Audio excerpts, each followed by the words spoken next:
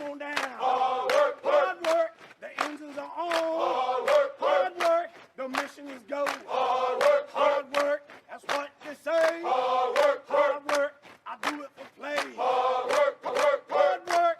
I earn my pay. Hard work, hard work. We're on the go. Hard work, hard work, hard work.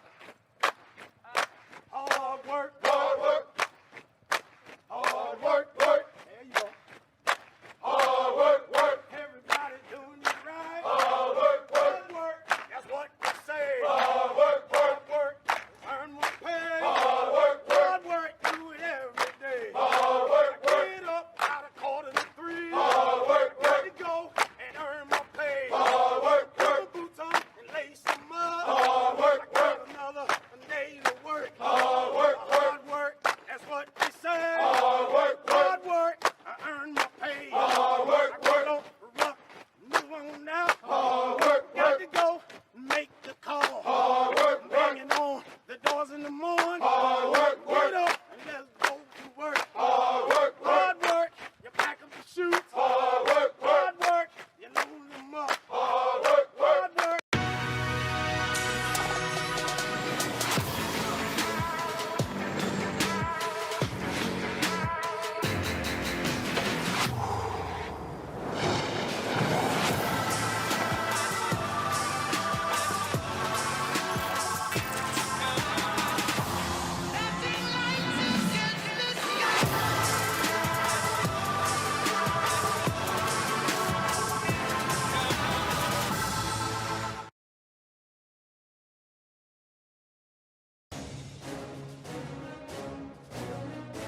When combat troops are tackling rough terrain, any obstacle that stands in their way can cost valuable time and lives. These obstacles must be cleared for troops to advance and successfully complete combat missions. The ability to slow down, strategically redirect, or stop the enemy in their tracks can be invaluable. You need people like combat engineers to clear the way, clear the area, and make sure that everyone can get where they're trying to go safely. We are the ones that support the battlefield. We support them through survivability, mobility, and counter-mobility. We provide breaching, and we build them fighting positions to make sure that they're able to be supported. Soldiers in this MOS construct fighting positions, fixed and floating bridges, obstacles, and defensive positions, place and detonate explosives, conduct route clearance operations of obstacles and rivers, prepare and install firing systems for demolition and explosives, and when combat troops are tackling rough terrain, any obstacle that stands in their way can cost valuable time and lives. These obstacles must be cleared for troops to advance and successfully complete combat missions. The ability to slow down, strategically redirect, or stop the enemy in their tracks can be invaluable. You need people like combat engineers to clear the way, clear the area, and make sure that everyone can get where they're trying to go safely. We are the ones that support the battlefield. We support them through survivability, mobility, and counter-mobility. We provide breaching, and we build them fighting positions to make sure that they're able to be supported. Soldiers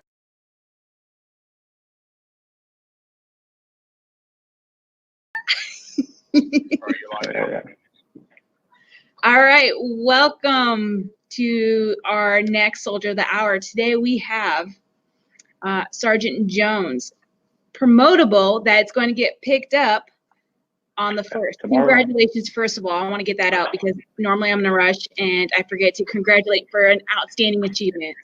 Oh, thanks so much. Thanks so much. We are super proud for you to meet that milestone in your career. So for our viewers, if you guys don't know, Sergeant Jones, he is stationed at Fort Hood, Texas, and he's a explosive ordnance disposal specialist known as EOD. He has a very unique job in the Army. Very few people get to do this job because it's a very intense, highly technical job, very physically demanding, and it takes a special type of person to want to handle and deal with bombs. So how I know who you are is through Lorena Whitaker. I said, hey, Lorena, who do you know who has a great story to tell? And the first person that came out of her mouth was Sergeant Jones. So today we are going to be interviewing Sergeant Jones and knowing what his Army story is all about. So again, thank you so much for taking precious. And again, I want to let everybody know he's about to deploy.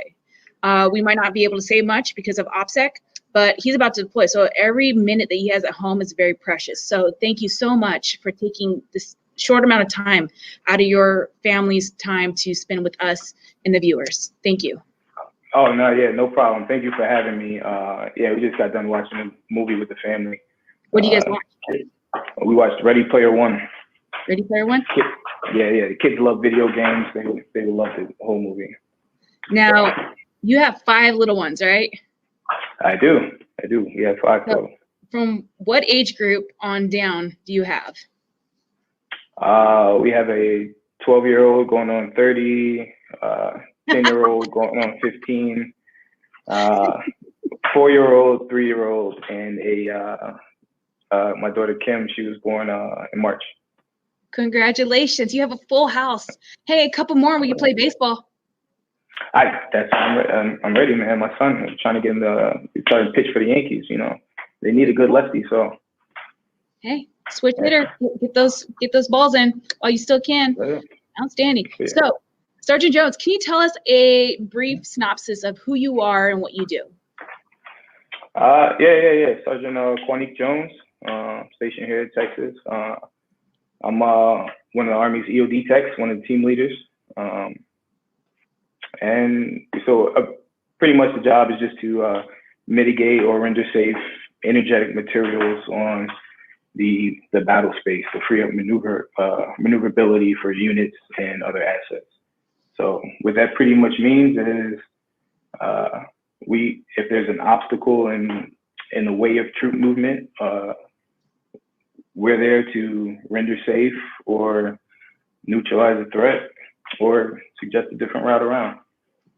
Okay. That's pretty much it. And also that covers conventional, biological, chemical, radiological, nuclear, and improvised threats.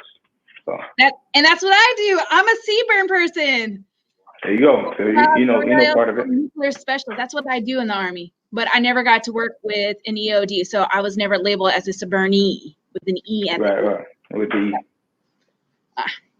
I'm glad that you put us in your mix. Yeah. So super stoked. Okay, so that's what you do. Where have you been in the world? I mean, what have you do? I just want kind of like a brief little summary of who you are. I joined I left out of the Brooklyn Mets from Jersey. Went through the whole training, the basic training, advanced individual training, and that takes place in a portion of that is in Virginia. The other portion is finished up in Eglin Air Force Base. Great times down there, and you're down there for almost about a year conducting the training. Then after that, I went to Fort Bliss, El Paso. After El Paso, I got lucky and got stationed in Germany for 3 years. Really missed that. Germany was an awesome time. And after Germany, got stationed here in Texas. Okay. And are you happy with your choice so far? As far as jobs? Mm-hmm. There's very few jobs in the Army that I would do other than this. Okay, so you're happy? Very few. Extremely. I love being on the bomb squad. Awesome. All right. So I want to talk about your story from the start, along the way through where have you been and what you've done in those areas, down to what you are planning to do. Are you planning on getting out and working for a police department as their bomb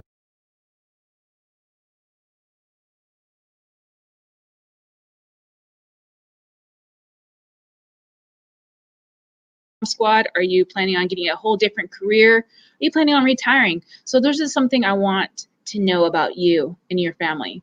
Now, for our viewers, if you're watching us live, okay, hashtag live. If you're rewatching this, hashtag rewatch.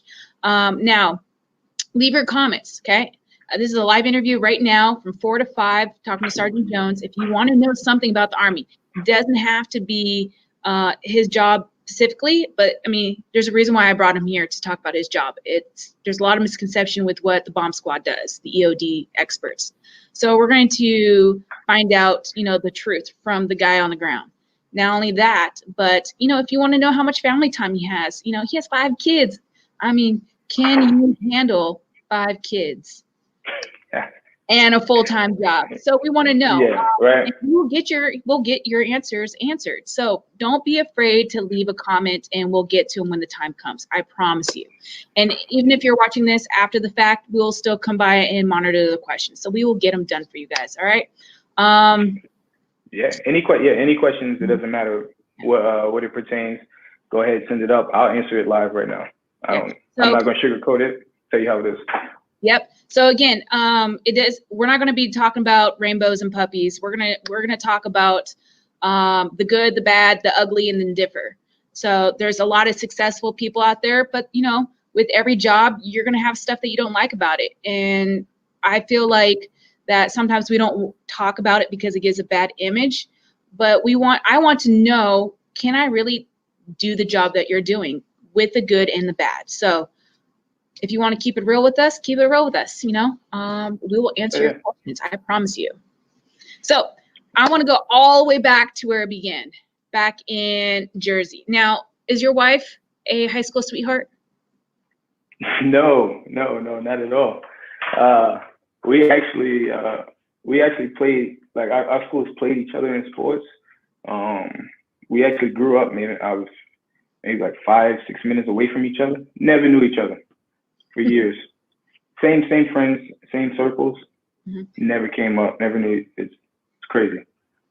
Okay, we'll get to there here in a second. So you guys are not high school sweethearts.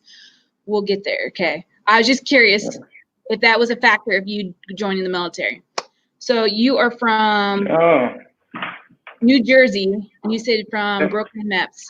What made you go to a recruiter's office? So actually, all right. So that's actually a real question I get all the time. Like, why did you join the Army? Because most people from that come where I'm from don't consider the military. That's like not an option. So for me, it was actually jump on my soapbox real quick. It was go for it. So I got after college, I did so many jobs. I did. You name something, I probably did it. I did construction. I worked at a power plant. I worked home improvement. I did lawn care for a while. I bartended for a long time. Everything. But my current situation at that time was actually my environment was real volatile, and I had a lot of friends that were dying or getting put in jail. And the turning point for me was I had this kid I seen in the neighborhood. I didn't know him too well, but I saw him all the time. We spoke, and it was like 2:00 in the morning. One of my friends was leaving my house, and big shootout rings off, right? Big gunfight. Lasted for a little bit, like nice little short time. So I get down, my father gets down, and I run out the house. It was summertime. It was May. And I was thinking about, and I heard the screams coming from out the window. I'm like, oh no, it's one of my best friends. So I ran out the house and was like, let me go help him. I ran out and I found one kid shot right there on the street, right in the corner of my house, like 50 meters away. And I was like, oh man. I was like, wait, no. Then I looked, one guy was shot down the street. I ran over to help him. Then I looked, I'm helping him. As I'm helping him, somebody else is crying over here. I'm like, oh man, let me help him too. They were just minor wounds, lower leg. They were going to be fine. I knew they were going to be fine because I've seen this before. This is all before the military. Did you have any medical training? Did you know CPR or how to put a tourniquet on or anything? I knew CPR, tourniquet, or plug a gunshot wound, GSW. I knew how to do that stuff because I was an athletic training major in college, so medical training just goes. So you were just on instinct, go.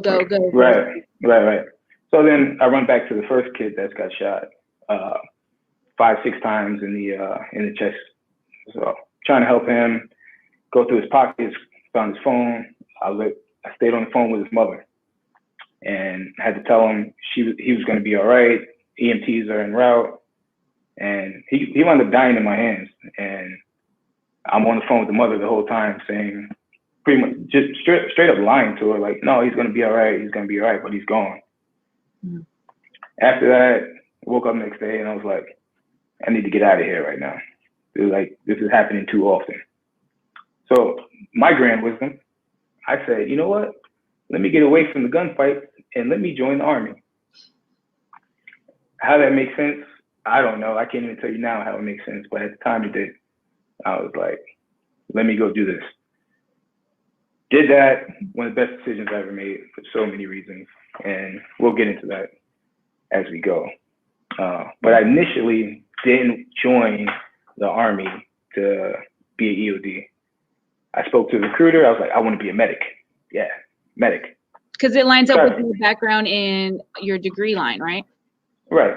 So I was like, all right, let me be a medic. Tried for about 6 or 7 months. Medic wasn't available, believe it or not. We have too many medics. And I was like, and the whole time the recruiter was like, hey, you should go special forces or you should go EOD. And I was like, well, all right, I know special forces is, but what's EOD? And he said, the bomb squad. I was like, are you crazy? I'm not joining the bomb squad. Like, yeah, you mind? Like, no. Then I did as much research as I could on it, which is hard to do because once you start Googling, you don't get a chance to speak to people that actually do the job. Mm-hmm. So I jumped on a bunch of forums. I reached out to whoever I could find, social media, and was like, yo, how's the job? Like, what is this? Got some information, and I was like, worst case scenario, I actually make it. Mm-hmm. Right? So I was like, all right, I'm going through EOD school, and then I make it, and I'm like, oh my God, I'm on this is real now. I'm on the bomb squad. That's crazy. No. All right. So, you just said something that, you had the option to go special forces or EOD. I mean, why did you choose EOD versus trying to go for special forces? If your recruiter thought that you could do it, I mean, mm-hmm. you had a reliable chance to do it versus be like, man, you need to lose a couple pounds. You need to do a lot more PT. There's a reason why he said that. So what mm-hmm. made you go through the EOD route versus the special forces route? So I also came into the Army because I was a little older. I didn't come in until I was 24. Mm-hmm. And just street smarts and everything. I was like, look, I'm about to sign my life away to this military. I need to learn something in exchange. I need to get what's a trade or a skill that I would never be able to learn or pay for on my own. Mm-hmm. I was like, well, special forces, they have different jobs, they can teach you stuff. I was like, well, I've already been shooting since I was 10, so that's not too much different. But I was like, the bomb squad, well, they're going to pay for the training. They're going to get me up to speed on everything. I'll let them pay for that training. And if I fail it, they're going to put me in a different job. Mm-hmm. So that's where I looked at it. I was like, oh, they're going to put me in a different job if I don't make it. But then going through EOD school, so it's like, I don't know, 70, 75% failure rate. Yeah, it's very high. So going through school. Of course, I've only did my research. You're firsthand. I'm like. Yeah. So going through school, people fail every week, right? People in your class that you've been with for a few months now failing off. Then you see the jobs they start getting, and I'm like, ooh, no, I don't want to be a cook. Nope, I don't want to be an MP. I'm gonna pass this class. I'm gonna do everything I can to pass. So that was that motivation to keep making it. Now I just kind of want to go back to a little bit. You had your bachelor's degree before you entered? Actually, no. I had 2 years left, and I've still been pursuing that since I've been in the military. I'm at 82, 83 credits right now from completing the degree. That's awesome. Okay. So I was just curious because you said that you had the athletic trainer certificate or license. No, that was my major going through college.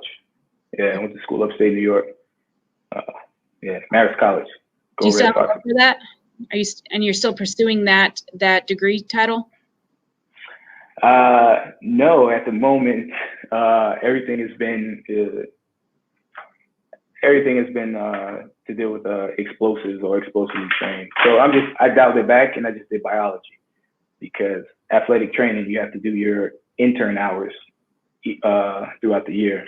Mm-hmm. And with my job, it's just not feasible to actually do hands-on intern hours. Okay. Yeah. I didn't know that. That's awesome. Well, I mean, if you were able to do both, that would. Oh yeah, definitely. We got a question on what's the coolest detail? Yeah, Sergeant Easton. He wants to know what the coolest detail you've ever been a part of. I was going to wait until we get further into our area so we don't jump back and forth. But if you want to answer that now, you're more than welcome to. Coolest detail. I don't know. That's you get to travel so many places. I don't know. Too many. There's a lot to pick from. I worked the Army-Navy game. That was pretty fun. This past Army-Navy game, I got to meet a lot of people. Oh no, you know what? I'll just say overseas. I did some work in Europe, and that was hands down amazing for some great people. Great times. You see these guys on CNN and MSNBC. They look drained, but some of these guys are actually pretty funny. Real good to hang out with. Okay, well, we'll try to price some more information out once that portion of the segment comes over. I bet you have some great stories to tell. So, all right. So let's go back to basic training. Was a breeze for you? No, it wasn't. No, I actually did basic training twice. Because you got hurt, or? Yes, I broke my foot towards the end of my first cycle. Ouch. And and it was already towards the end of the year. So I stayed, then we had holiday, then everybody graduated. Obviously I didn't. I had to wait about 3 or 4 more weeks. Then everybody went on holiday leave, and then came back, and I still had to wait another 3 or 4 weeks or so. Then I joined the next company, and I thought I was going to pick up right where I left off. Mm-hmm. They put me back to day one. No. Yeah. That I would have been so mad. Did they tell you why? I honestly think the first sergeant that was there, we had a lot of people that wanted to quit, and he wanted to see if I was going to quit or not. And I was like, no, I already been through it once. I can get through it again a second time. Good mentality. You'd be like, I got this. This is easy. Like once you go through basic training, if I had the opportunity to do it again, one, I wouldn't be scared of the unknown. 2, it's like a giant adult playground. You get to go shoot, redo everything. I mean, I had a blast. So I didn't know much about the military before I came in, and I thought the drill sergeant, I thought he would be able to kill me with a napkin. I thought that was the toughest soldier they got out there, and I was like, hold on, you guys are just regular people like everybody else out here. Yep. 1 foot at a time in your pants. That's it.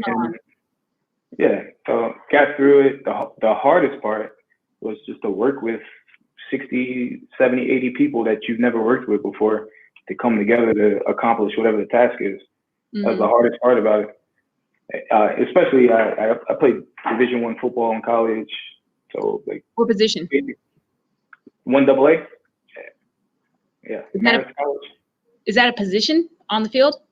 No, that's a division. Okay. So you have like single A, double A, then you have D2 and D3 football or D3 sports. I played 1 AA. Were you a running back or? No, I was a linebacker. Linebacker, okay. So. Yep. And is that how you went through your college too when you were doing your your associate degree, getting that part of it done? Right. So yeah. Okay. Yep. Hey, so I have a live question from Sue. They want to know, did you work on getting in shape before you left, or were you in shape when you already went in? So I definitely worked on getting in shape before I left. I was already decently in shape. Yeah, if you play football, of course. Right. Yeah. I always like to stay fit. And physically, it was a breeze for going to basic training. I made sure I could pass everything or get close to maxing everything out even before I went. So going through the training, I didn't have to build up in order to pass. Did I give you more confidence, like when you were there, or did you see a lot of people struggle and then became a top athlete once they were graduating? Let me see. Well, everybody will struggle. Even myself and other people, you will struggle at some point, but nothing will kill you, and you will find out how you can push your body. So for some people, they might be good at push-ups or running. Something different that we do in the military is throwing a book bag on and going for a walk. Ruck march. That will break off a lot of people, and you won't even know it until you actually try it. I have soft feet, so it definitely does. I have to do a airborne shuffle the entire way, or I'll get giant blisters on my feet. Oh yeah. So do I. Yeah, I have to do a little shuffle to keep pace. So you had to redo basic training twice, and then you got to your AIT, your individual advanced training for your job, ecstatic to make it through the front door. I heard that you have to do a suit test. Can you explain what that is? Oh yeah, the bomb suit test. That was because you do that before you do anything else. They want to know if you could handle the suit. Right, yeah. So you put a bomb suit on, I think a medium weight, somewhere around 84 to 85 pounds. And you do a little physical training, a little workout to get the sweat going, get your blood pumping. And it was basic math and some small memorization. And that was it. But a lot of people get flustered because they get either claustrophobic or they panic because, oh, I can't breathe because the suit is hard to breathe in, or I can't see because it's fogging up. You just have to maintain composure, answer the questions correctly, and you'll be fine. You'll get through it. So what, if you don't mind me asking, and you don't have to answer if you don't want to, what was your ASVAB score when you entered into MEPS? And then what is your overall GT score? Because I took some notes, so I have some notes to let everybody else know. But if you don't want to know. Yeah, sure. For EOD, you have to have a minimum of 110 for a GT score. Okay. And my ASVAB score was low. I think it was like 68, 69. Wow. Yeah. So it's possible. No, that's great. I was thinking that you had to be like a 94. No. As long as your GT score is above 110 or 110 at a minimum. Mine was over. You have the basic requirements. Then everything else is up on you later. So I retain the information. Thank you. So I did some research trying to come up here, trying to sound like I'm smart and I'm one of you guys, but really I'm not. I'm just a Seaburn kid. So like you said earlier, it's 10 weeks basic training, 37 weeks for AIT, and it's split between a couple places. Fort Lee, Virginia, 8 weeks, and then Ingerland Air Force Base is 28 weeks, like you were saying. Yeah, again, Air Force Base. Sorry. And then for your line score, so when you have your overall GT score, which is 110, then you have some line scores. You have to meet a line score in that area of general, the GM of 105. So if you look at your line score, you'll have a golf mic, and you need to make sure that that golf mic is 105 for you, because you could have a 110 and not meet that golf mic number. Exactly. So, Let's see here. Sorry, I'm looking at my notes. No, Okay, no, so go ahead. you did your bomb suit as the first thing, and then you went to what phase? Did you jump in right away and learn to identify explosiveness, C4 stuff, No, or wires? no. For AIT? Mm-hmm. Tell me Oh, no, about so for- AIT. Yeah, so AIT, that was in Virginia, Fort Lee. That is the intro, I should say, to Eglin Air Force Base. There's some terminology, there's some basic EOD skills as far as tools, some of the computer systems that we use, and ordnance identification, being able to class ordnance in its proper category, saying grenade versus a missile or versus a landmine, etc. That's what the Virginia phase is about. Also, don't take this to heart word for word. It has EOD School evolved. It's always a living thing. So the curriculum and everything changes since I've been in. I graduated EOD School 7 years ago. So it has changed, or the order of the school and each division that all the students go through has changed since I've been in, or since I've graduated. But once you leave Virginia, you go down to Florida, and then you go through each category. You go through like a demolitions division, ground ordnance, air ordnance, tools and methods, etc., and so on. The hard thing about EOD School, you don't get to take homework home or your notes or notebook, anything like that. Nope. Study hall was in the morning. So I'd probably wake up at 4:15 every morning. I'd jump on the bus. Bus would leave 4:45. And then whatever time we got to the schoolhouse until 8 o'clock, I think, was study hall. So maybe like 5:30 to 8 might have been study hall. And then you go to class. I can see why they don't want you to take notes or books back, because you don't want to screenshot stuff and push it out to people that shouldn't have it. But that seems like it's harder because I do some of my best work at 10:30 at night to midnight cramming for my test. Nope, no chance of that at EOD School. So unless it has changed. Okay, so how do you get material to study to stay fresh? And if I'm a slower learner than somebody else, how can I overcome that in school? Take full advantage of the time that you're allotted to study. In the mornings, we would take that whole time and everything. It didn't matter what was going on in the day. The focus was, let's study this material just so we can pass in 2 days. Mm-hmm. And then when you get off of work, let me back up. There's the analogy, EOD School is like, information-wise, it's like drinking from a fire hose. They're just throwing it at you, throwing it at you, throwing it at you. And about every 4 days or so, you have a test on what you learned. So you have to be able to retain that information quickly and then spill it back out. Okay. Also, whatever you learn today, you might not have to actually directly use until maybe 5-6 weeks from now. Hopefully you retained it.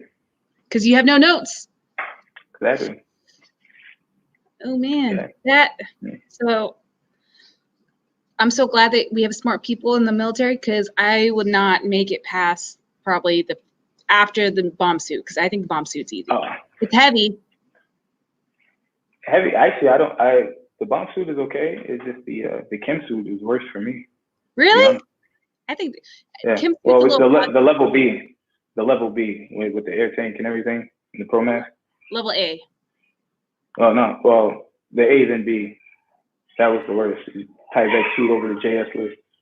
No, not your thing. No, I don't like it. So I'll trade you some days. If you have to get in the chem suit, call me up. I'll come over and help you out. Yeah, sure. You take all the chem stuff. Not about that. So, like, at any point in time during school, were you concerned that maybe you weren't going to pass? And then how did you overcome Every day.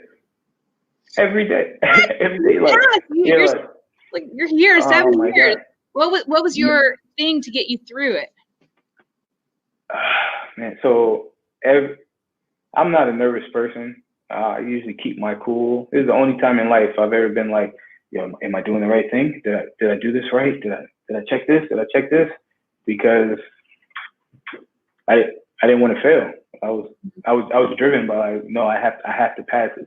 I have people counting on me to pass this. I need to pass.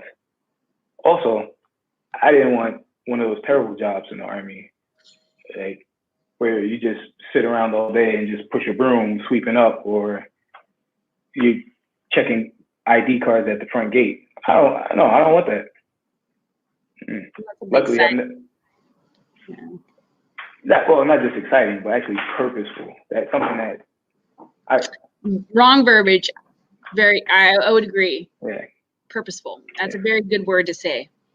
Yeah. Okay, so you passed AIT, and you got your bomb squad medallion showing that you're part of the Ordinance.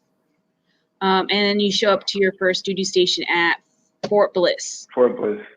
Okay. So did your new teammates welcome you in open hands? Can you explain like how a fresh green guy graduating from school, knowing only thing what they taught you in books to real life in training? And then tell me about your dynamics with your teams. You know, it's a very small team. Is it a big team? What is a small team to you?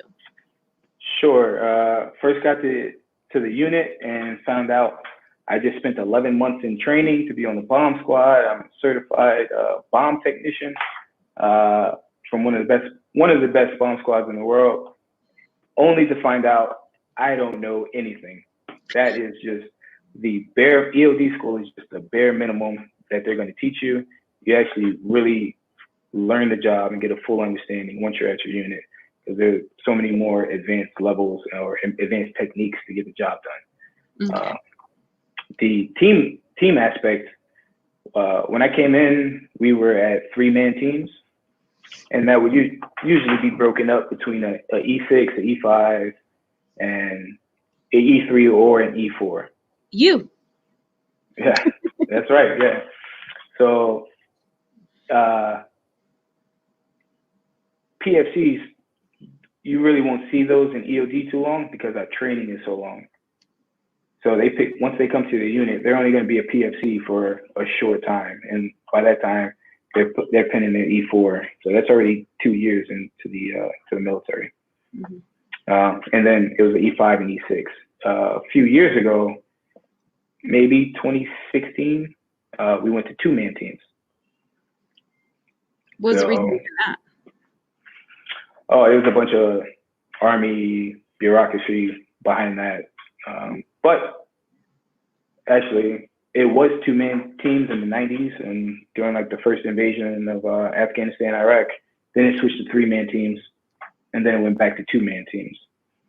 So that's a lot of people way higher than me making decisions. Okay. Did it make your job harder with 2-man teams versus 3-man teams? It depends on the mission set. So if it is a conventional, rotation or deployment, 3-man team makes it a lot easier. Okay. Just because if you're operating out of a truck, you have the team leader, and then you have 2 team members. One is driving, and the other is in the back of the truck, either operating the gun turret, driving the robot, building explosives in the back, or whatever other tools you need at that moment. So 3-man, very good. But we also, in today's theater and the way we operate now, 2-man teams is what a lot of us have gotten used to. Okay. So for being in Fort Bliss, working brand new soldier, going to your unit, not knowing nothing apparently, do they welcome you in open hands or like, hey, let's bring you onto the team, or were they testing you? So you'll automatically, so much will be expected of you as an EOD tech. So for my PFCs or specialists that come in and they work for me, I demand so much more from them than a normal sergeant or staff sergeant would in the Army for his soldiers. Can you give me some examples? Yeah, sure. There's a certain level of maturity, some discipline, I can tell you something and you're going to go get it done. I'll check back on you, but you're going to have that answer for me. Like, hey, it's not complete yet, but these are the reasons. Here's the proof, or hey, I'm working that, or I already got it done. Here you go. What else do you need from me? That's just expected more from a young EOD tech than we would expect from somebody else in the Army. Okay. Well, I assume because you're putting yourself, even in training, you're putting yourself in jeopardy. So there has to be a higher level of maturity dealing with what you deal with, because I mean, you can get yourself in trouble big time if you goof off or take something home that you're not supposed to take home. Oh, definitely. But we also do things a little different from the regular Army. Well, I look at my soldiers. Hey, you're an adult. I don't need to specifically hold your hand every step of the way. If you need help, I'll give you all the help you need. Mm-hmm. If you don't need help, okay, go ahead and get it done. So you're telling me you're not so much of a traditional line unit. You make sure that they know that, you know, we're going to hold your feet to the fire if you don't think for yourself. Mainly where, let's say an infantryman will say, okay, 6 soldiers, I'm going to, you know, check up on you, make sure that you take out your trash, your bed is made, and I expect you to be here at PT at this time, clean shave. And he's inspecting him, where if your soldier doesn't show up to PT on time, that's it, you're off the team. No, if he's not showing up on time, he's already called me ahead of time. He's like, hey, I woke up late, or we're a relaxed community. But we understand there are times and places when to do certain things, and you have to realize like where you're at, who you're around, who you're working for, and be mature enough to handle the responsibilities that we give you. Like they put us in charge of millions of dollars of equipment. I might have a couple 100 pounds of explosives in my truck, and I'm in charge of that. Or I might give that to my 22-year-old or 20-year-old PFC. And hey, I will put people's lives in your hands right now. Mm-hmm. Can you handle this responsibility? How's the stress of being that age group getting to you guys? Because like you said, you showed up a little bit older than the rest. So you had maturity, you've seen life. But for these kids that are coming straight out of high school, how's that stress handling? Actually, I think it solely depends on the individual. I'm not going to lock it into just that age group. I've seen the opposite too. People older than me, totally immature. So I really think it comes down to that certain individual, and if they can maintain composure when it's time to. We have our fun. Don't get me wrong. We definitely have a lot of fun, and a lot of the Army will be like, how do you do that? What? So Sergeant Jones, okay, so you went from Fort Bliss. Tell me something great and something that, because again, we want to talk about the good, the bad, and the differ. So yeah, sure. We're getting off Fort Bliss and we're about to go to Germany. But can you tell me something that was awesome your time in Fort Bliss, something that you wish you could have changed or you just didn't agree with? All right, yeah, so going to Fort Bliss was total culture shock for me. I grew up in a big city, trains, buses, ride my bicycle everywhere. Get out to the open desert. I was like, what is this? This is crazy. How do people live out here? But I grew an appreciation for it. Certain aspects of the desert are beautiful, and I actually loved it. One of my best places, work-wise, in my opinion, one of the best places to go for EOD work as far as training goes. You will train with every agency under the sun, whatever 3-letter alphabet agency you could think of. you're probably going to train with them or teach them for that part. Also, we have a real world or a CONUS or a garrison stateside response. So we don't just deal with explosives when we're downrange, overseas. Still, when the units are in training, something duds out on the range, or they find something, they have to call us because that ordinance is still live. So we take care of that all the time, 24/7, 365, round the clock, at all the bases. And it happens every time, every range. Somebody is some kind of ammunition did not go off like it's supposed to. So I do remember multiple times throughout my career sitting on a range waiting for EOD to show up. Yeah. And it shows up, and then we're in and out in 5 minutes. It might take us a long time to get out there because we're probably handling another situation. But once we get out there, we're in and out, and we're like, all right, now you guys can continue training. I was Have a great day. be like, hey, I want to come watch, see what you're doing. Like, no, Nope. It's too volatile. You can't come over here. You might get hurt. But I was like, oh, please, I just want to watch. So, but. No, so that is a real thing because some of these ordinances are live, and it may just take a shift in the wind, but we're the ones that actually walk down so everybody else is safe, and we'll take it to a location where we can dispose of it properly. So, super good time. I see you.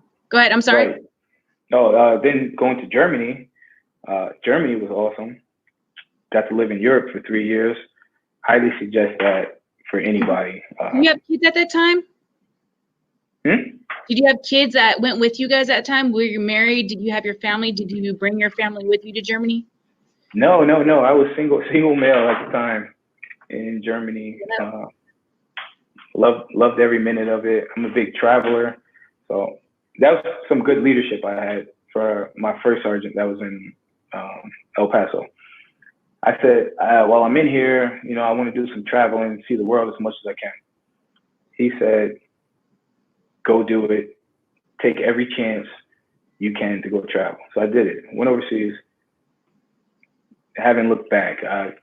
My time in Germany, I visited 33 countries for personal and for work total. So that. Isn't that nice? Like, you don't have to float the bill for transportation to go see the world. No. And you get paid on top of that. And you might get a little extra something money wise for food, hotel, lodging, and all this other stuff. And while you're working, you play hard, you work hard, Oh, most definitely. That's exactly it. Not just even for so a portion of that we didn't get to speak of with the job. Anywhere the president, vice president, any of their family members go, we go as well, provide them protection. I've traveled many places in Europe on the government's dime. They paid for it. I didn't have to pay for this. I got $1,000 a night room hotel. I'm like, oh, this is awesome. Now, did you think back then when you were still living in Jersey that you would potentially get to see that many countries? Not a chance. Hands down, not a chance. I actually wasn't even that interested in Europe except for a few places. It was like a handful of places that I wanted to go. And I went to those places and I was like, oh no, I need to go to this place too. Well, I'm over here. Let me go check out Slovakia. Awesome. Now, is there a lot of more red tapes for you to do practice or just train in Germany versus training in the U.S.? There was a lot of EPA restrictions, but you're still going to get the same effective training overseas. Great thing about Germany, I didn't get to train just with U.S. agencies. I also trained with other EOD from other nations. Other coalition forces? That's awesome. Which was amazing. How big of a difference is it with their tactics? Actually, not that much different. Not that much. Aren't some of them allowed to come through our school in the U.S.? Oh, so EOD School, a portion of EOD School is open to international students. So they usually send their bomb technicians from their countries to EOD School. So even while I was there, I saw different ranking individuals from all types of countries, and it was like, oh, okay. It was a great experience. Say, how's it in your country? How's it, how do you operate under these circumstances, stuff like that? It's awesome. Great experience. I even got to climb. I climbed the glacier in Italia with the German army, the Italian army, Marmolado Glacier. We got to ice climbed up that, and I was like, this is awesome. Give me Iraq, give me Afghanistan, give me Kuwait, give me the hottest places known to the world. You put me on an ice cube, I'm done. I don't do cold. I am the same way, but you're going to be working enough to. It was probably, I don't know, 30 degrees, and we're out there with t-shirts on. You got to work that hard to get up there. It was awesome. Great experience. Awesome. Gotta try it. It's you know what? If I'm ever in that area, I will definitely take up your word and try it out. But I'm not going to seek it out. So also at the same time, before we did the mountain climbing, so I'm a cyclist also. So I did me and a couple of the German EOD. We did a section of the Tour de Italy. It's like the Tour de France, but for Italy. And we got to do that in the Dolomites up in the Italian Alps. And wow. Awesome. Yeah. Cycling goals. So if you're a cyclist, definitely suggest Italian Dolomites. So I was, I'm a combatives instructor. And me and another NCO, his name is William Ransom, we got to go to Italy for 30 days to teach a combatives class down there for the Master Combatives course, the level 4 course. Mm-hmm. Beautiful. I mean, their heritage, the buildings, the environment, it just, different, just different. And it's good to see that. It's just, So also, so I'm a huge traveler. I've traveled a decent amount, not as much as I want to, but I got to see the Pope. Really?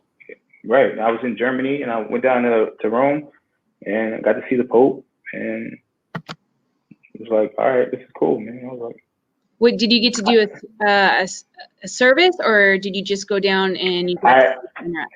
I actually got up Sunday morning and was like, all right, let me walk around Rome, because I messed up on my schedule. I was just learning German, so I didn't understand the website, but got through it, booked my flights wrong, got to Italy, and was like, all right, Sunday morning, let me walk around Rome. I walk around. My first stop was the Vatican, because I was looking at the map. I was like, oh, all right. And I was like, oh, man, it's a lot of people, a lot of Americans. Like, why is everybody here? Why am I here? It was Easter Sunday. So I went to the Mass just to see the Pope, and Easter Sunday, I'm in the Vatican looking at the Pope. With hundreds of thousands of people with you. Had no idea for like first 45 minutes, and I was like, oh my God. So, what an experience. Wow. Yeah, it was awesome. Okay, so Germany, good things and bad things. Tell me about it. Germany? As EOD technician, or just something that you personally have dealt with. EOD, well, Germany was awesome. So many levels. Everything closes on Sundays though. Not so great unless you're in a major city. Things close early, 5 o'clock. But culture, people loved it. A little different being Black in Germany. If you're in one of the small villages, it's not racism, but you'll get some stares like, wait, what are you doing here? Why do you say that? Like, just because. Is it hostile? Like, oh my God, what are you doing on our neighborhood? No, not hostile, but just because I said small villages. So, I mean, if you're in the rural, like Bavaria, you'll get stares because they just don't see many Black people. So they're like, oh, okay, this is not TV, this is real life. And then they're like, okay, go about your business. Okay. But other than that, great times in Germany. Never felt threatened or anything out there. Highly suggest soldiers, if they have that opportunity to go overseas, please take advantage of it. Go visit, learn about the cultures over there. Get out of the barracks and go. Get out. Do not stay in the barracks. Like, go out, see the world. It's amazing. People are amazing. And everybody just wants peace and love, like, have a good time. Yeah. Okay, so with Germany, did you deploy from Germany, or did you come back to your final assignment at Hood before you deployed? Because I see that you have a couple deployments. You have a deployment to Senegal, West Africa in 2017, and then you were deployed in Afghanistan in 2019. Yeah, so I went to Senegal out of Germany. Stayed over there, got to work with, we were the only Army asset there. We worked with Marines and French Special Forces, and it was awesome. And the Senegalese Army. And I was a part of the team that was teaching the Senegalese EOD technicians. So I had an amazing time over there. So now I've been deployed quite a few times too. So you guys are in your own little compound when you're overseas. You're very segregated and it's very hush hush, and you can't go in if you're not part of that team. I understand why they do that to a certain aspect, because, we don't want any of your equipment to, walk off. We don't want anybody to grab stuff that they shouldn't be grabbing. And they just don't need to have their business in there in the first place. But being so segregated, were you able to see and go out and do things that somebody like I would have done? Like I would do water missions or supply missions or whatever it needed at the time. Or were you guys only going out when you needed to and you just stayed in the fob? So usually we don't get to go out on those missions unless we are requested. And then if anybody requests, sure, we'll go out. And then in that downtime, we're not just sitting around playing volleyball. We're actually be training whichever units that need the training. We'll set up any type of training that's needed for IED awareness, ground sign awareness, ordinance identification. We'll set all that training up, and we'll conduct that training constantly throughout the days and weeks and months of the deployment, as well as train our own soldiers. Mm-hmm. Okay, so you said that earlier in our segment that EOD is constantly changing. What you've learned back when you went to school in 2007 is not the same thing that you guys are learning now or doing now. Techniques has changed, improvising. Mm-hmm. So how do you always stay current with the technology and the stuff? Is it by lessons learned overseas, or is it just somebody that's smart that figured out something that's like, hey guys, you down there at Fort Hood, this is what I learned, let's try it. So that's one of the interesting things about the job. It's always changing, always evolving. What works today might not work next year, but then the bomb maker or whatever may come back to that technique. So you need to know all the old techniques plus current trends that are coming out. And we review storyboards. We try in training, we try to reenact scenarios where EOD techs have lost their lives, and we train on these scenarios. That way, the new generation or the next soldiers coming up know how to deal with it when they see it, and can adapt and overcome whatever comes to them. Because the job is about, you have to stay flexible. You have to know that there's no way I can know everything. Everything is always changing. And you have to be a student. You have to be, you can't just be content with yourself saying like, oh yeah, I made it, I know everything. No, you have to constantly learn and retrain, because everything with EOD is a perishable skill. If you don't practice it, you will lose it. Now, once you're on a team, do you have like a book? Is there like a quick reference book that you guys could look at? Because in school, you weren't allowed to have your notes. So you have all this information. You don't expect it just to keep it in your head. Once you're on a team, you can make notes. You could look at manuals and stuff like that. Oh yeah, definitely. You will make the notes, how to do certain things, different procedures, but mostly it will just be reference guides to some of the computer systems we use. That's pretty much it. But you'll be amazed at how much you're able to retain in a situation, because each situation is totally different than the last. It may be the same item that you're dealing with, but something else could be different. Different location, different elevation, topography, a little different. You may be tired, but you still have to perform. So. Okay, so I have a two question. I'm going to give you a live question first, and then I have a question I'm curious about. For the first live question we have is from Lorena Whitaker. She wants to know, how many pieces of EOD equipment are you trained on? I don't even know if you can give a straight answer for that, because there's so many, and then so many upgrades come out to those systems. It could be robotics platforms. We have multiple robotics platforms. It could be bomb suits. There's different versions of bomb suits coming out. Really? Can you talk about? Can you talk about the bomb suits real quick? Like, you said there's multiple different types. I thought there was just one type. Well, there's one type that we use, but there's different versions that have been coming out. So it's some stuff with the bomb suit, like a fan so you don't fog up, lighter weight in certain parts so you can move, little small stuff. Okay. Everybody wants to know about the bomb suit, and I'm sorry, I'm just like, it's just a suit that I put on. But is it all Kevlar? Is there steel in there? No, there's a lot of this Kevlar and fiberglass and a whole different concoction to mitigate small amounts of blast and even smaller amounts of fragmentation. Fragmentation is just one of those things that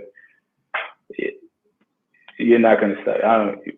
Fragmentation gets through armor, so it's going to keep me together if I blow up. So it will protect you for certain amounts.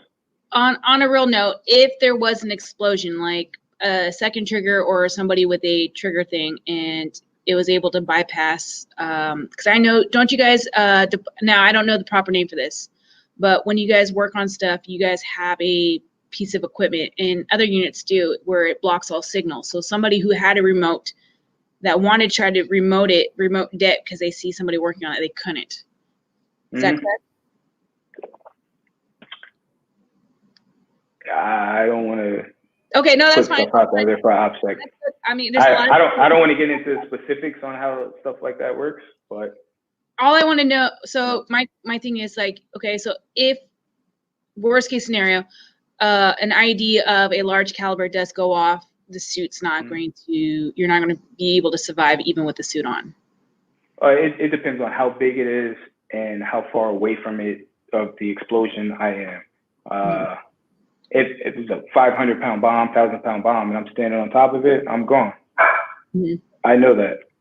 But distance is our best friend. As long as we can stay away from it, we'll be a lot safer.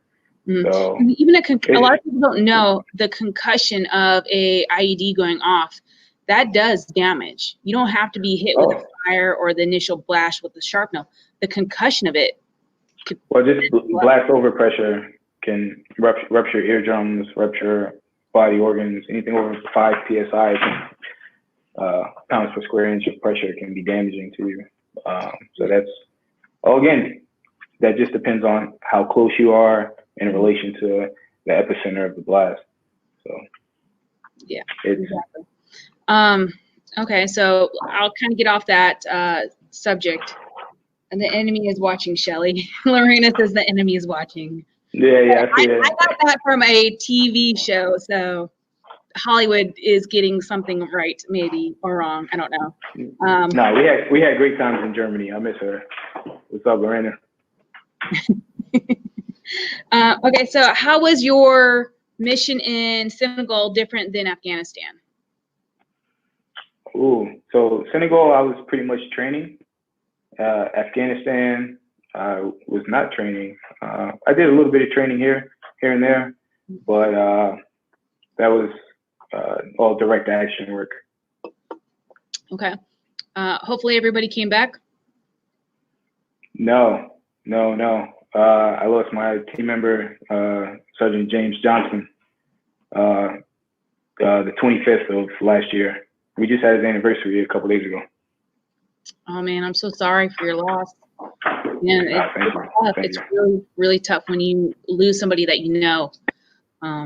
It just, and then every year you have to bring that back up. So again, I apologize. I'm sorry, man. No. It's all right. It's all right, man. I talk to Jamie all the time, man. We having a good time. He's up there having a beer or something. He's fine. Okay. Yeah.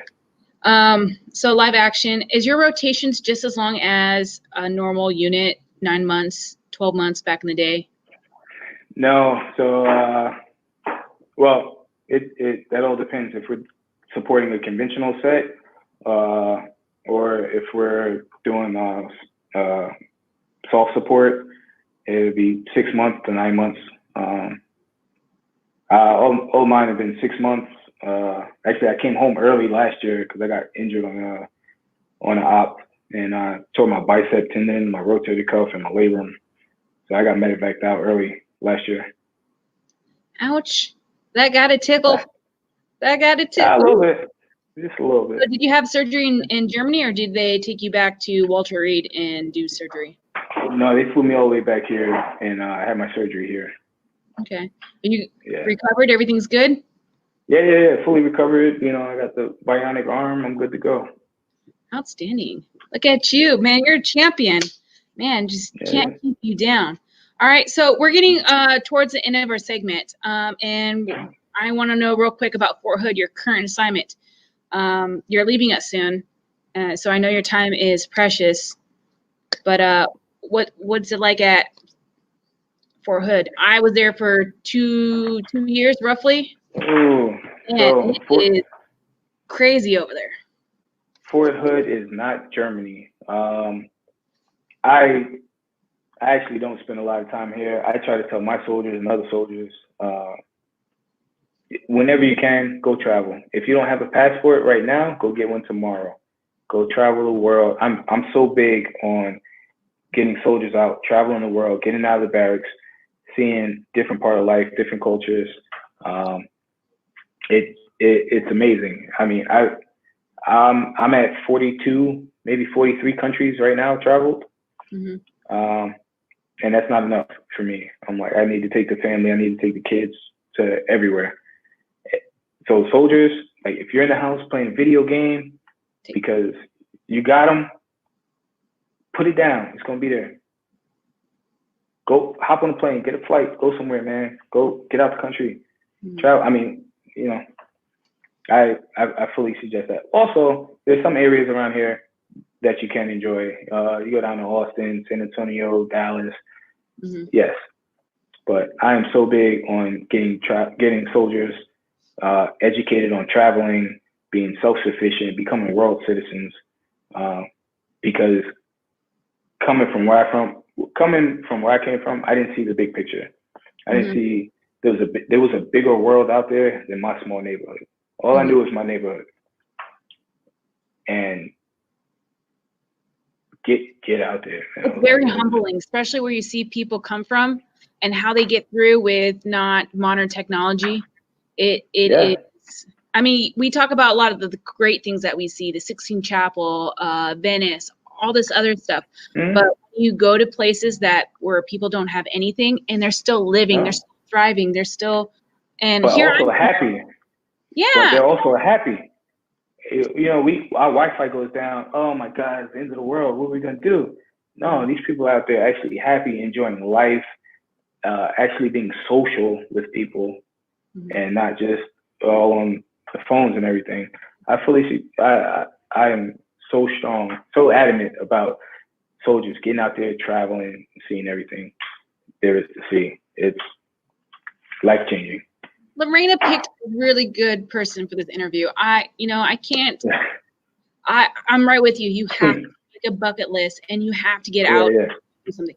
Because again, you have a bad day at work, go knock off something on your bucket list on the weekend. Go do something. You have lots of time in the military. How much time do you have off to go travel? Because if you're saying you go to all these countries and people think, oh man, I'm in the field too long, or I do this or do that. I'm like, no, you have time. So that's also a good thing about being EOD. We go to the field, but we don't go to field like some units where they go to the field for 30 days, maybe 3 times a year, 4 times a year. No, we're not doing that. That doesn't make sense. Oh, we need to train? Okay, Monday through Friday, we'll go out there every day and train. But there's no need for us to stay out there that long, like some units do. You're going to be, The infantry. gone. Oh, sorry, that was the infantry. Exactly, right? Sleeping out on the ground. I mean, we do the same thing. We get deployed. I'm there with whoever I'm attached to. Yeah. So I made the right decision. I knew I made the right decision when I was at NTC and I had my laptop and I had my screen and I'm watching movies and the infantry guy over here was sleeping on the dirt, literally. I was like, oh. Yeah. Watch the little scorpions and the spiders come up and mess with you. No. Yeah. I had an extra big cot, a nice little fluffy thing. I was like, oh. Hey, man, you all right on the ground up there? Okay. So like, no, Sergeant. All right. So right now, throughout your time, what's the hardest thing for you to do in your job? Ooh. Personally or technically? Like, what do you struggle day in, day out, or what do you are you still trying to get the grasp of? Like, if I have somebody looking at this video, and again, you guys leave your comments down. This is a live interview. We're about to wrap it up, so I want to get that answered. But if I was a young, driven person or an older person, doesn't matter, and I want to know what some of the struggles I would be facing while I'm in, what would those be? Oh man, I don't know. Like you're saying the bomb, no pun intended. No, for me, for me, it would probably be taking care of whatever my soldiers' needs are. Like my team member, I look at him, I'm like, yo, man, what do you need from me? Like, what do you need help with? He's like, he's so self-sufficient. I'm like, there's nothing I can help you with. What can I help you with? How can I make him a better EOD tech? How can I make him better than me? My goal, when I'm done with being a team leader or EOD, I want to make my soldiers better than I was at that point. When they get to where I'm at now, I want to make them better than I am. And that's my biggest concern. Stamp of approval right there. Always leave an area better than you found it. And if you don't pretty much put inspiration on a young soldier to surpass you, then you're just a waste of air, Yeah. So I got a couple questions that were brought up to us earlier, and I have an infantry guy saying, "Hey now." So I have a couple questions that were brought up throughout the week when we were advertising your job. So. Okay. A couple of them were, what are some misconceptions of your job? I'm just going to kind of fire them off at you. Misconception, we sit around and play volleyball all day. I thought that's what pilots do. Top Gun. I didn't think EOD did, Similar relaxed environment. Okay. I know a few pilots. You guys are constantly training because, again, it is a very revolving job career field. I mean, they're coming up all kinds of stuff. For an example, when I was on a convoy down in Afghanistan, Coke cans were EODs. I mean, they'll put them in the smallest little thing you don't even know, and you drive by, and there goes, a quarter of your vehicle. Oh yeah. So we got. So can you tell me a little bit about how your job changes from each position you held? Because you talked about there's mainly 2 to 3 people on your team, and what does each position hold at that rank level? All right, real quick, down and dirty. The team leader, he's in charge of everything. Something goes wrong, he is in charge. Somebody dies, it's his fault. Somebody lives, he did okay. The team member is in charge of getting the EOD or getting the team leader every tool he needs when he asks for it or before he asks for it. Also, make sure the team leader doesn't do anything stupid because we got so much going on. And you're like, oh yeah, why am I thinking that? Yeah, that's dumb. As a team member, it's the opposite. You need to be thinking about everything the team leader is thinking about because the team leader's mind is going crazy. I need to make sure this is good, this is good, this is good. Also, there's a bomb in front of me or an IED that I need to take care of. So being able to juggle all that stuff around, that's it. Okay. Well, that's good to know. So kind of like a tool runner or something. Right. Oh, also, I'm sorry, but also if something happens to myself while I'm downrange working on IED, that team member now needs to know everything I know because he's got to pick me up or the next team leader up and continue the mission so everybody else can continue mission. Okay, fair enough. No, and stuff that you just don't think about. Very interesting. Okay, so other than messing around with bombs and wires and cool stuff, what other special training do you get that we civilians or other MOSs wouldn't know that you get trained on? Single radios. Do you guys are all airborne qualified? Like, what are some? No. So we actually do have. Everybody's not airborne qualified, but we do have a few units that are airborne units. Also, we have a nuclear response unit. So worldwide nuclear response unit that you can join. We do have a Ranger and SOF specific unit that you can join. Right. And all those have specific pipelines and training that you have to assess for to make. Okay, and, I'm just curious now. Okay, you said specialty soft EOD. Other than passing the Q course and all that stuff entails, what cooler stuff do they get to mess with that you don't? Other than just having the tab? Like No. So not long tabs, but you jumping down a rabbit hole. There are some I'll just say this, there are some very nice positions that once you obtain your EOD badge, we call them crabs. Once you obtain your crab, you'll be privy to a laundry list of other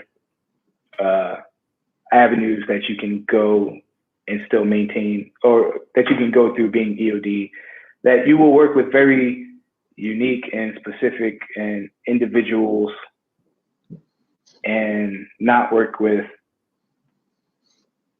conventional units. Okay. There are many avenues that you can go. Now, all EOD techs can get assigned to those positions just for deployments and such.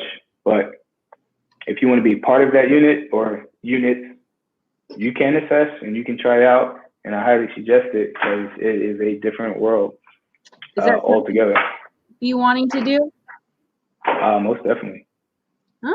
So we will see. you have a timeline on your assessment? Do you have something that you think in the next 4 years you're going to try that, or? Let's just say it'll happen soon. I'm about to deploy, so I can't do anything right now, but soon. Okay. I mean, don't put it off too soon. We're not getting any younger. Oh, no. Yeah, that's why. Yeah, I'm not in my 20s anymore, so. Okay. Let's see, what kind of special training? Obviously, okay, that one's kind of overdone. We already talked about that. I'm just trying to skim through because there's a lot. I got like a page and a half. Yeah, sure. Run them off and I'll spit it out. All right. Do you have any officers in your MOS? Oh, yes, we do. Trained officers? Yes, we do. Officers, they go through EOD school. They're in school. They're in the AIT right alongside the enlisted. They have the same test. Enlisted officers, you will sit together and you will realize that nobody's better than the other. Everybody has respect for each other, and doesn't matter, officer, enlisted, you guys are the same. You're just students at this point. You really don't know the job yet. What would be incentive for me, not me, but somebody, you know, a civilian trying to get into this job to come in as a soldier or as an officer, enlisted or a commissioned officer? Okay, just, I mean, to keep it real, the enlisted will do the job. The officers might get a short time to do it while they're maybe in their LT phase. Once they take captain and take command, or major and take command of a company, it's all logistics for them. They're just liaisons at that point. Hands dirty no more. Okay. No. Well, if you want to stay, you know, do the job that you signed up for, you need to stay enlisted. Right. All right. So here's the biggest one I want you to focus on. This is like the cream of the crop question. Okay. What advice would you give someone looking into this type of job? So if I was a civilian and I said, hey, I saw the story, you sound like you just love your job, everything about it, it's just great, great information. How do I do it? What advice would you give me or not me, myself, but them to get going into that career? All right. So first off, there is no way to prepare for EOD school outside of EOD school. There's nothing really to study. You're going to have to learn everything on the fly. You're going to need to be fully receptive to the information. Just solely focus on that while you're in school throughout the day. And then when you're off, go ahead and relax. Go to the beach. Eglin is on the beach. You live 5 minutes from the beach. Go swim. Go enjoy the beach.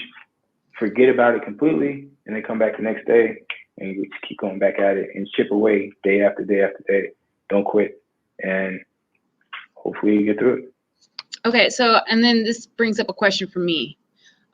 Is it kind of like Ranger School where if you fill out something, you could try to do it again, or if once you're failed, go get another job?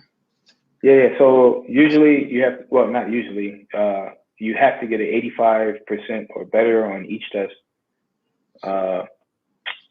Once you fail a test, we were allowed to retest the next morning.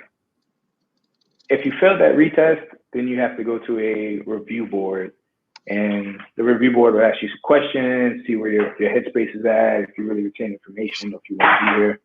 If not, all right, thanks for coming, pick a next job. But if you pass the review board, you'll get your third chance.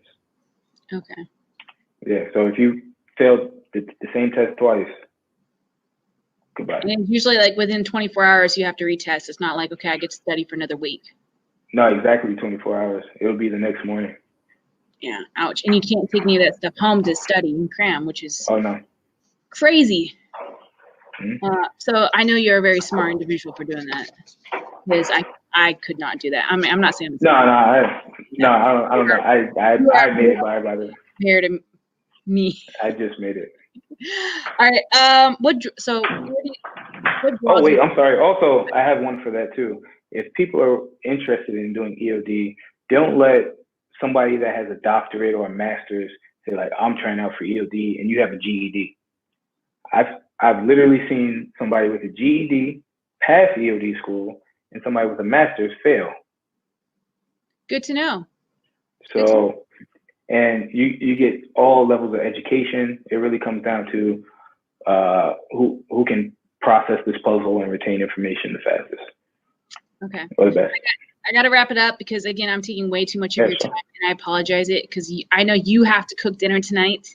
Yes, I'm cooking. Wife is off. She's chilling. So I just want to just a couple more and wrap it up, and then I want to say thank you again for your time. If you did not join the Army, where do you think you would be at? Oh shit. Ooh. It would have really been rough for me because I was already at that breaking point of like I need to get out of this neighborhood right now. So it probably wouldn't have been it wouldn't have been the best or the greatest. I'd have probably still been struggling. True story. I had $26 in my bank account when I left MEPS. Wow. I've been homeless, all that. Had $26 in my bank account. That is not the case right now. I'm not gonna ask how much you got because I got $40. Deploy. But do you own your house now? have you taken advantage of the VA loan and purchased your house? I do own one house, but not the house we're living in right now. Okay. Did you use a VA loan to purchase that house? Nope, didn't use that yet.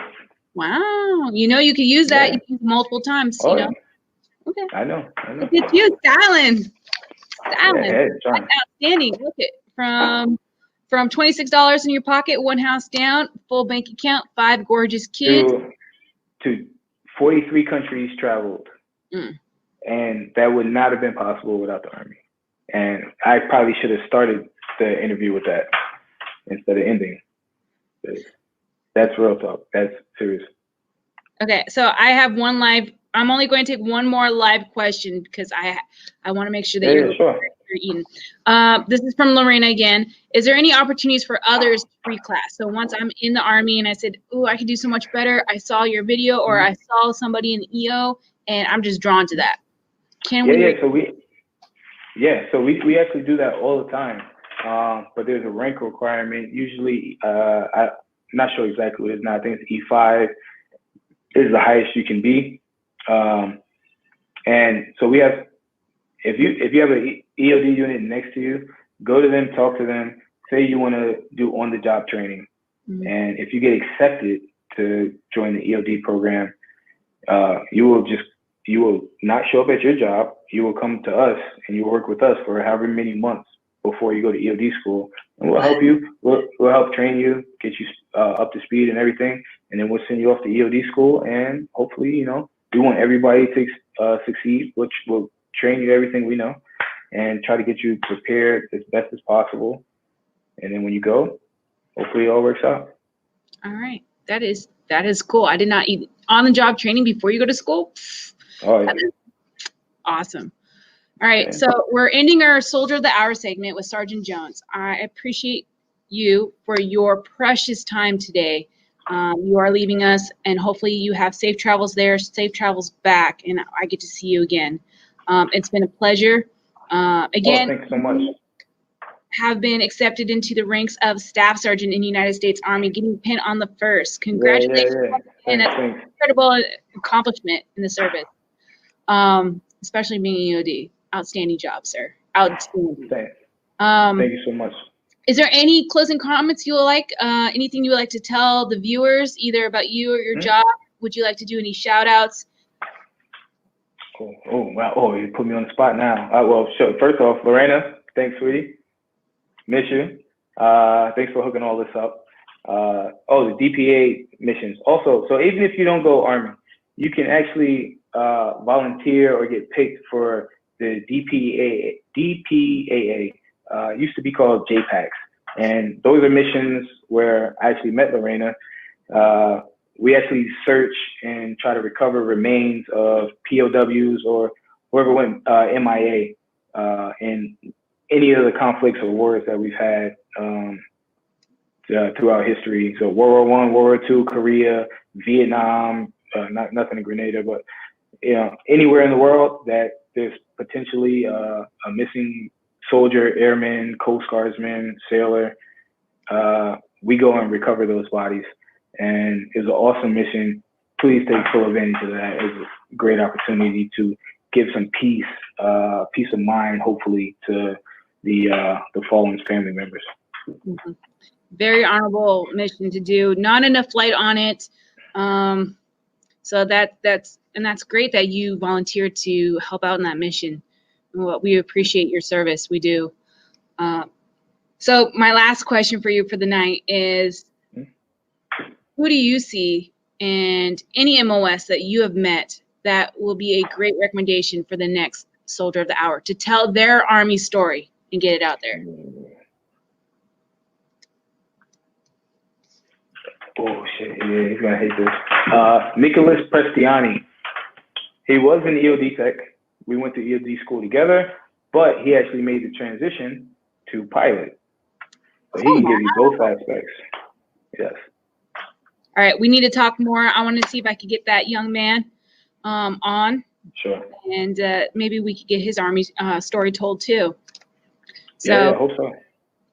Once again, I just want to let all of our viewers know this is Sergeant Jones soon to be Staff Sergeant Jones. He is a explosive ordnance disposal specialist. If you want to look it up, it's a 89 Delta, 89D. You could Google it, look at the awesome videos, or again, just rewatch this video. It's like, you're going to get so much more information just listening to this man talk, because he's giving you a little bit of inside scoops. I did not know that you cannot take any notes home. I was complaining and griping when we couldn't use notes on our tests in SLC. So for you to do what you're doing in passing on a very high stressful, very fast paced course, phenomenal. So again, thank your family. Thank Mrs. Jones and all your little ones for your precious time. Be safe once again. And my viewers, thank you for joining us for the Soldier of the Hour.